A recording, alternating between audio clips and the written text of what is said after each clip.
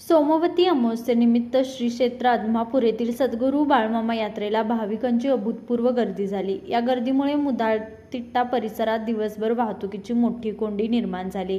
राधानगरी, भुदरगड आणि कागल तालुक्यांना जोडणाऱ्या महत्त्वाच्या मार्गावर वाहनांच्या लांबच लांब रांगा लागल्याने भाविक आणि प्रवाशांना मनस्ताप सहन करावा लागला. वाहतूक सुरळीत ठेवण्यासाठी पोलीस प्रशासनाने विशेष नियोजन करत अनेक ठिकाणी वाहने पर्यायी मार्गाने वळवली. तरीही मुदाळतिट्टा, निढोरी, बिदरी, मुरगुड आणि कुर्णी परिसरात मोठी वाहतूक कोंडी पाहायला मिळाली.